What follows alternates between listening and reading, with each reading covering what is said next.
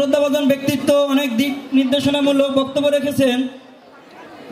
আমাদের প্রতিষ্ঠানে নানা সীমাবদ্ধতা থাকা সত্ত্বেও আমরা এত দূরে এগোতে পেরেছি, এজন্য আমাদের যে গুরুজন রয়েছেন আপনাদের প্রতি আমরা কৃতজ্ঞতা জ্ঞাপন করছি।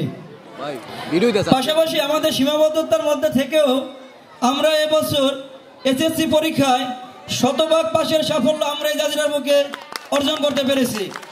আপনাদের সার্বিক সহযোগিতা থাকলে আমি বিশ্বাস করি আমাদের ছাত্রছাত্রীরা শুধু জাজিরা নয় শরীয়তপুরের মধ্যে ফার্স্ট হতে পারবে এবং অ্যাম্বিশন স্কুল হবে শরীয়তপুরের বুকে সবচেয়ে আদর্শ বিদ্যালয়।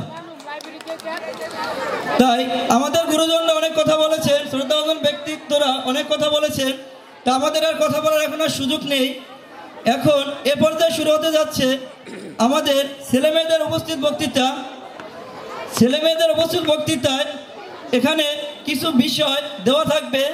তারা লটারির মাধ্যমে তাদের যে বিষয় পাবে সে বিষয়ের উপরেই তাদের বক্তব্য দিতে হবে।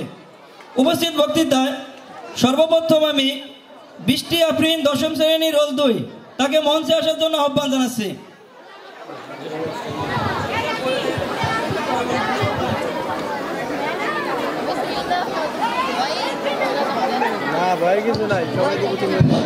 বিসমিল্লাহির রহমানির রহিম।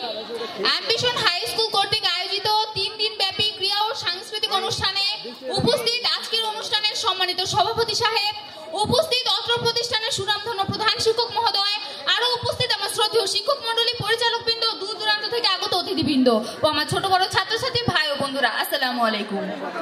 ইংরেজিতে একটি প্রবাদ রয়েছে, what is lotted can not be blotted, অর্থাৎ ভাগ্যের লিখন না যায় খণ্ডন। দেখি আজকের উপস্থিত বক্তৃতায় বিধাতা আমার ভাগ্যে কি লিখেছেন।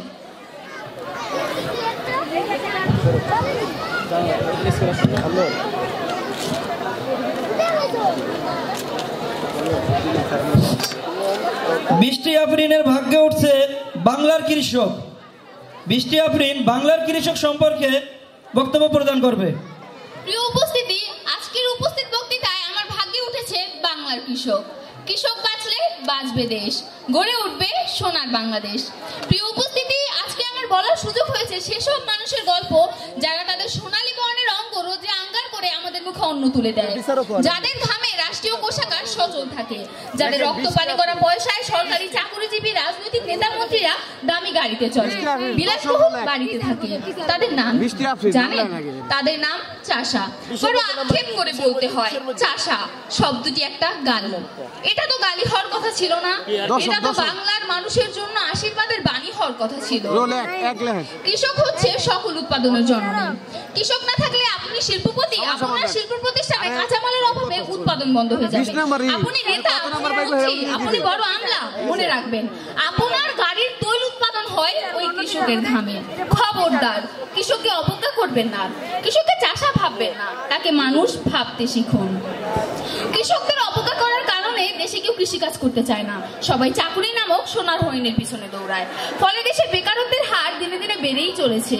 প্রিয় উপস্থিতি, আপনারা খেয়াল করলে দেখবেন যে দেশে কেউ কৃষিকাজের কদর করে না বলেই এদেশের যুব সমাজ দেশে কৃষিকাজ না করে বিদেশে 10 থেকে 12 লক্ষ টাকা ব্যয় করে গিয়ে সেই কৃষিকাজ করে। বাংলাদেশের 80% মানুষ এখন পর্যন্ত কৃষির উপর নির্ভরশীল, তাই কৃষিকাজকে প্রাধান্য দিয়ে দেশের উৎপাদন বাড়াতে হবে, তাহলে দেশে আর খাদ্য সমস্যা থাকবে না। পরিশেষে আমার বাড়ির পাশের এক কৃষক সালাম মিয়ার একটি উক্তি দিয়ে আমি আমার আজকের বক্তব্য শেষ করতে চাই।